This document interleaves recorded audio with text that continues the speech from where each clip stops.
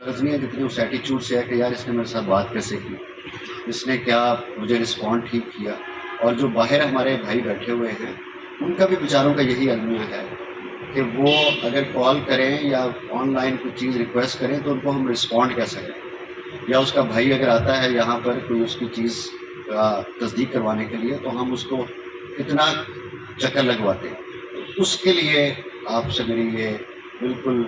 Advice ہے آپ کو کہ اس ایٹیچیوڈ پہ ہم نے نظر رکھنی ہے. اور اس ایٹیچیوڈ کو بہتر کرنے کے لیے میں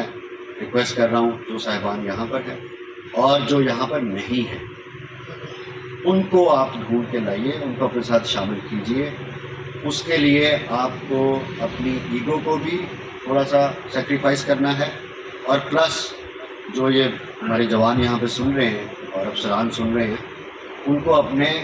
اگر انہوں نے کو اپنے انٹرسٹ وابستہ کیے ہوئے ہیں ان لوگوں سے جن کے بارے میں بات کر رہا ہوں کہ اس کو عام آدمی ٹاؤٹ کہتا ہے، اس سے اپنے آپ کو دور بھی کرنا. اور مجھے امید ہے کہ 3 مہینے کے بعد جب ہم یہاں پہ اکٹھے ہوں گے تو ہم ان چند لوگوں کے ساتھ بیٹھے نہیں ہوں گے، ہم کم از کم کچھ 600-700 لوگوں کے ساتھ بیٹھے ہوں گے. اور وہ شرفا ہوں گے جو کہ ڈھڈیال کے بارے میں زیادہ جانتے ہوں گے ہم سے، اور جن کے بارے میں ڈھڈیال کے لوگوں کا یہ ہوگا کہ یار یہ شریف لوگ، یہ عزت دار لوگ ہیں، یہ اچھا کام کریں. تو اس امید کے ساتھ اور اس دعا کے ساتھ کہ انشاءاللہ تعالیٰ اللہ تعالیٰ ہماری مدد فرمائیں گے، اور یقیناً ڈھڈیال ایک ماڈل تحصیل، ایک ماڈل ایڈمنسٹریشن، ماڈل پولیسنگ کا ایک مجسمہ بھی بنے گی، اور باقیوں کے لیے وہ ایک مشعل کا بھی کردار ادا کرے گی.